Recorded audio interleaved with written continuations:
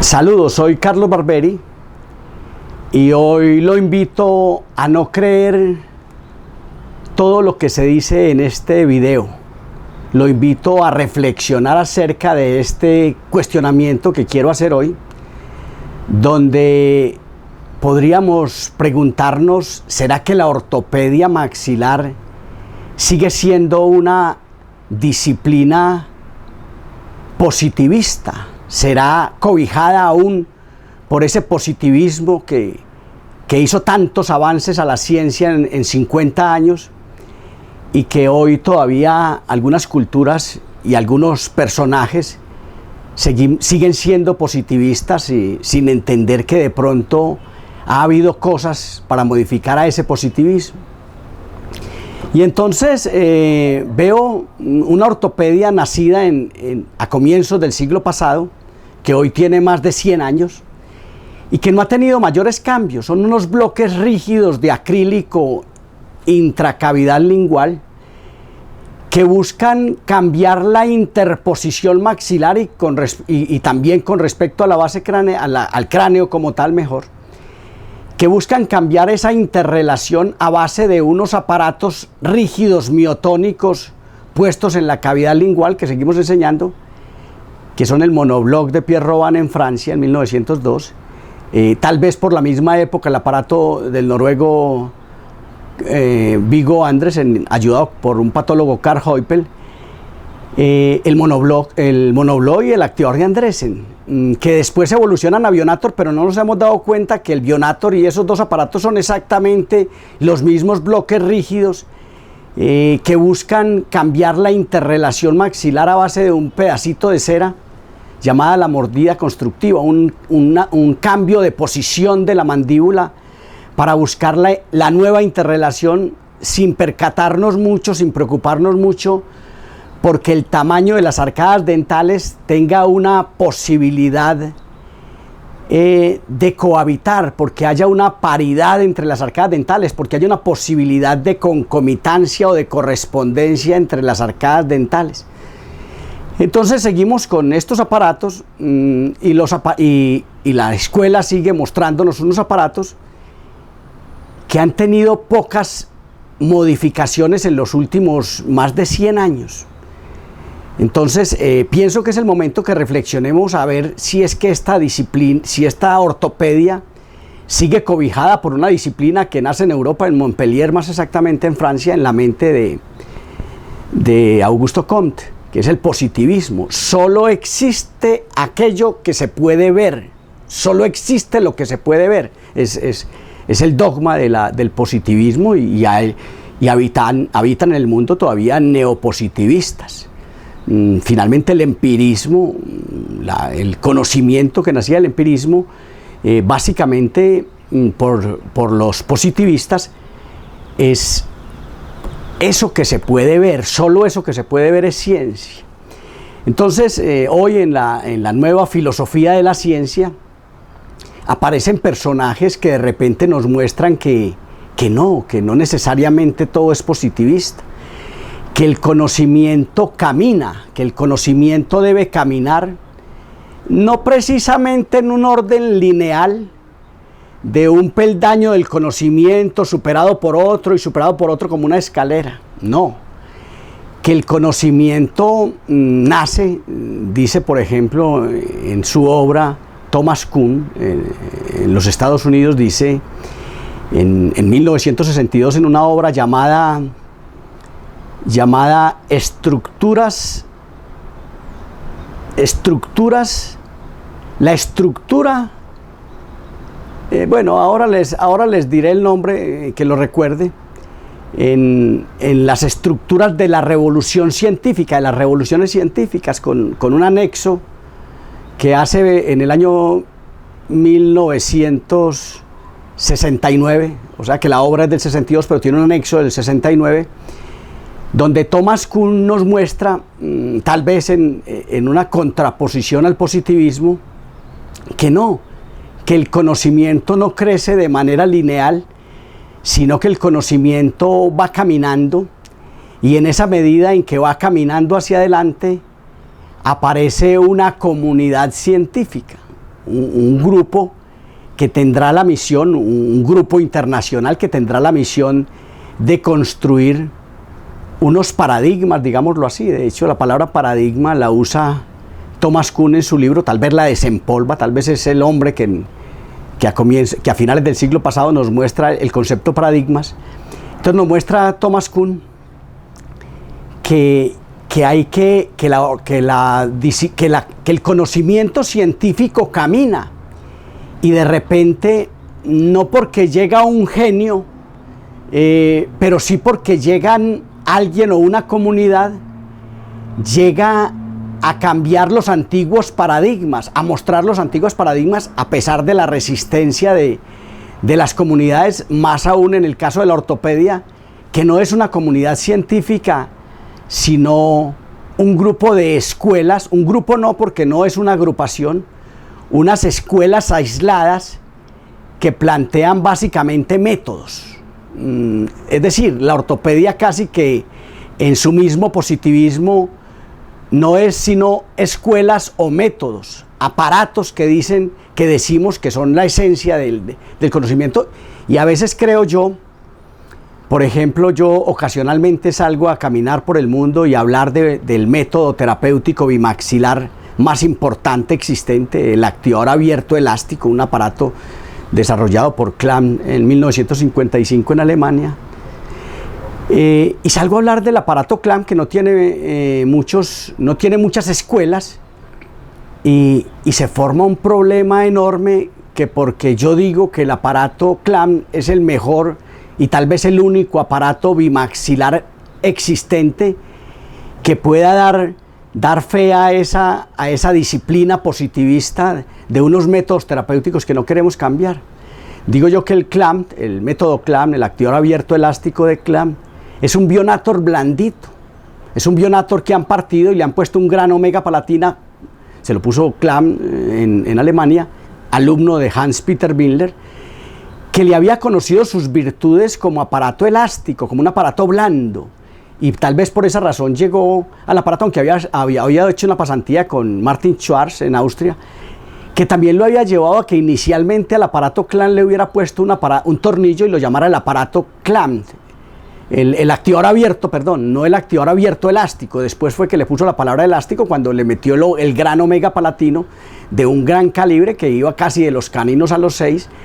para darle la elasticidad que requería el Bionator cuando ya se empezaban a vislumbrar las necesidades de la expansión transversal, porque se venían quedando las arcadas dentales ante la aparición de las máquinas y las trituradoras de alimentos, que hace una alimentación civilizada donde pierde vigencia la masticación de los alimentos y empezamos a tragar papillas sin hacer la masticación adecuada, que fortalecerá no solo el periodonto, sino las ATMs y el complejo maxilar en esa dinámica que produce la mandíbula en su desarrollo. Sin embargo, veníamos caminando y seguimos caminando. Hay países, hay culturas que dicen que el Bionator es el mejor aparato. De hecho, es el único aparato que tiene evidencia mostrada por los norteamericanos en los Estados Unidos como un aparato con evidencia. De resto, los demás aparatos no tienen evidencias porque son escuelas, propuestas que han hecho algunos académicos o no académicos, algunos clínicos trabajadores, unos operadores fácticos, unos trabajadores de ciencia aplicada, que en su praxis clínica han desarrollado unos métodos que luego ha conocido el mundo, no por una comunidad científica, sino tal vez por la aparición de un libro de este autor, de cada uno de los autores. Pero entonces hablo de ese aparato Klamm y veo que la gente se resiente demasiado porque no está dentro del aparato que él conoce en su escuela. Y de repente pienso que tenemos que llegar hoy a entender de pronto el discurso de Kuhn en su libro Estructuras de las revoluciones científicas, que tal vez ahora existen otras corrientes. Irme Lakatos, un filósofo húngaro, también nos ha hablado de la reestructuración del positivismo. Ha habido muchos autores que nos han hablado ya de qué es el positivismo. Ahora, es posible que alguien se enoje conmigo porque yo estoy diciendo que no es el positivismo, o todavía hay unos neopositivistas que habitan en el positivismo y que dicen que solo es posible aquello que se puede ver, y de hecho los neopositivistas hablan de que el experimento pueda ser repetible, ¿cierto? Y desarrollan algunas teorías para poder justificar algunos casos, algunas disciplinas donde no puede repetirse el experimento. Entonces ellos acomodan el discurso y terminan mostrándonos que sí, que todo es positivismo. Pero yo pienso que debemos reflexionar acerca de la propuesta de Kuhn, y reflexionar y decir y entender algo que nos dijo Thomas Kuhn, que decía que el conocimiento no es que vaya un peldaño encima del otro y el conocimiento y de luego el conocimiento. En su teoría positivista, que tenía 3 estadios: el estadio religioso, que lo vislumbra como un estadio inocente; después hay un estado teológico, no, el estadio teológico era el primero; después había un estado que llamaba el estadio metafísico, donde ya el ser humano, y decía que ocurría lo mismo para el cerebro humano en la búsqueda del conocimiento o en ese desarrollar, que para el mundo mismo, Entonces decía que el segundo estado era el estado metafísico, donde el ser humano ya se empezaba a cuestionar, una especie de etapa de escepticismo, donde él finalmente terminaba proponiendo algo, proponía algo a su entender, se lo dejaba a la naturaleza o a unos razonamientos no muy lógicos en esa metafísica, y que después alcanzaríamos un estado positivista, tanto los seres humanos como la comunidad, como la humanidad misma, y que en ese estado positivista ya vendría el conocimiento en peldaños y nos llenaríamos de edificios de conocimiento. Pero resulta que Thomas Kuhn en su obra nos muestra que no es así, que el positivismo estaba errado, que de repente, aunque no es que vaya a llegar un conocimiento en orden, sí de repente iban a llegar no unos genios, pero iba a llegar una propuesta que iba a cambiar todo, que iba a ser un cambio abrupto, que iba a ser un cambio repentino. De hecho, Thomas Kuhn usa la palabra revolución, que es algo así como Kuhn era un físico categórico, era más que un filósofo. Llegó a la filosofía después en la búsqueda del conocimiento, cuando desde su condición de físico se hizo preguntas. Entonces Kuhn nos dice que había que hacer una revolución. Una revolución es, como físico que era volver sobre el eje, devolvernos sobre el eje, era devolverse. De ahí toma Kuhn la palabra revolución, ¿no? Como la acepción que nosotros tenemos de la palabra revolución. Entonces decía Kuhn que definitivamente vamos a tener que llegar a que íbamos a tener que llegar, lo dijo en 1962 y sigue estando vigente. De hecho, repito, Irme Lakatos después nos mostró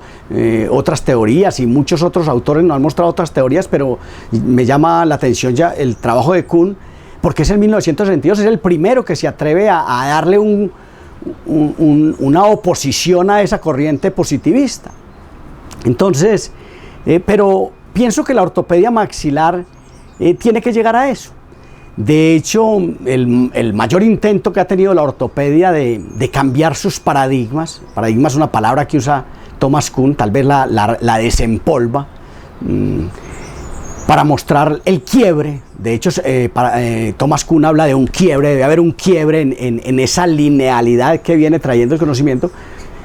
que no debe ser una linealidad, sino que debe ser un quiebre. Y en el quiebre aparecen personajes, aparece una comunidad científica que va a ir en el establecimiento de nuevos paradigmas. Disrupción, dice Kuhn en su libro. Entonces, en esa medida, nosotros Bueno, el mayor avance que ha tenido la ortopedia maxilar, que trató de tener, porque en el fondo no lo interpretamos del todo, porque el libro de Pedro Planas Casanova en Barcelona no tenía bibliografía, estaba basado básicamente en el trabajo de algunos autores, entre ellos Hanau. El trabajo de Hanau hablaba de esas leyes de Hanau para poder Pedro Planas desarrollar una nueva teoría donde ya nos mostraría las leyes del conocimiento y nos mostraría que el aparato bimaxilar había que partirlo en dos. Lo que hizo fue partir el bionator en dos y le quedaron unas pistas con las que trabajó y después las llevó a pistas directas, a ponerlas directamente en los dientes, en la boca, y mostrarnos que podía haber una nueva posición en la ortopedia maxilar, pero no le creímos mucho porque su libro no tenía bibliografía. Rehabilitación neuroclusal, lo invito a leerla. Yo digo siempre que hay dos etapas en la vida de un clínico de la odontología, no necesariamente un ortopediatra o un ortodoncista, sino de un odontólogo general o cualquier persona que le interese la odontología, que hay dos etapas en la vida de esa persona, que es antes de leer a Planas y después de leer a Planas. Sin embargo, no le vaya a decir a nadie que está leyendo a Planas que lo excomulgan, porque finalmente Planas no tenía bibliografía en su libro. Pero ese fue un cambio, un quiebre abrupto de una ortopedia que venía caminando en aparatos bimaxilares, que después tratamos de seguir a Planas y seguimos ya uniendo de nuevo las pistas planas, uniéndolas y tal vez no dejarlas que fueran entidades separadas que fomentaran la dinámica. Volvimos a caer en el mismo error y tenemos aparatos bimaxilares que, insisto, son aparatos que tendrán que evolucionar a aparatos monomaxilares. De hecho, los aparatos bimaxilares lo que hacen es trabar impositivamente la mandíbula y de repente no permiten que la dinámica se exprese. Esas estructuras están quedadas en su desarrollo multidimensionalmente en unos distintos planos del espacio. Están quedadas básicamente por falta de dinámica. No podemos seguir creyendo que porque ponemos un aparato bimaxilar que traba impositivamente la mandíbula en una posición postiza inventada del espacio, aparentemente terapéutica, donde debería estar ahora la mandíbula, que con base en eso podemos nosotros resolver el problema. No. De repente tenemos que pensar en aparatos monomaxilares que fomenten la dinámica, que cambien ese esquema y ese antiguo paradigma de los aparatos bimaxilares que hoy las pedanas posturométricas, las herramientas que miden la postura, el baricentro, el centro de equilibrio de los seres humanos, hoy nos muestran que todo paciente con un baricentro medianamente normal, con alteraciones esquelético-dentales, con ese baricentro aparentemente normal, le ponemos un aparato que busca una nueva interrelación, una ideal interrelación, y lo montamos en la plataforma, en la pedana posturométrica, y nos muestra valores mayormente alterados. ¿Qué es eso? ¿Qué nos muestra esto? Nos muestra que los aparatos traban impositivamente la mandíbula, que la ortopedia tendrá que trascender a aparatos monomaxilares. Yo hablo entonces de esta situación. Voy a suspender la prédica, la charla, este video lo voy a suspender ya, pero básicamente le decía al comienzo, no me crea mucho, lo invito a reflexionar acerca de estos temas y a que definitivamente se establezca lo que necesita algo para hacer ciencia, una comunidad científica que tenga una posibilidad honesta de hacer un pensum académico, de hacer un establecimiento académico, un establecimiento de lo que es verdad científica, de la verdad científica, no de odontología basada en que la veo, en evidencia, en que puedo verla, no. Yo pienso que es el momento de que reflexionemos y pensemos en que necesitamos una ortopedia monomaxilar para la época actual, para el paciente de hoy, que es un paciente distinto al paciente de los años 50 en Alemania,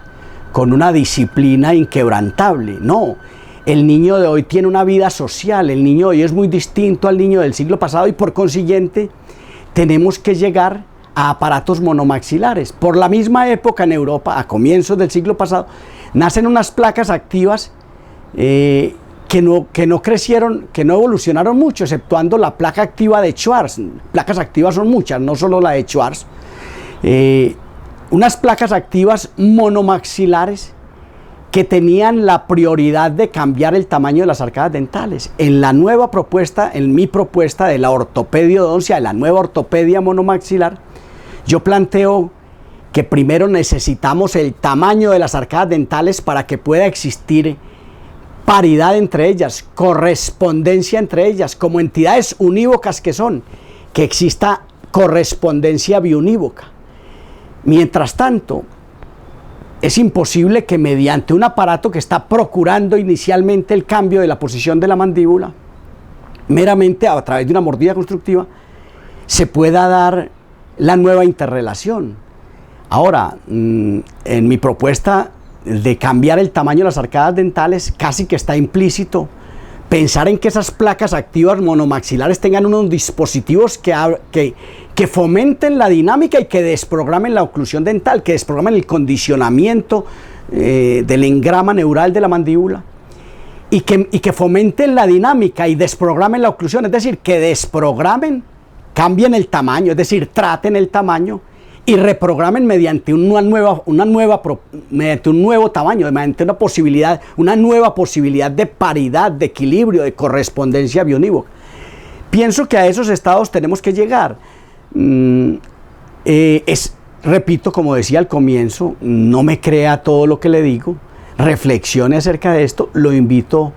a cuestionarse y a preguntarse si de repente tiene alguna validez mi propuesta, presentada de manera desorganizada tal vez. Muchas gracias.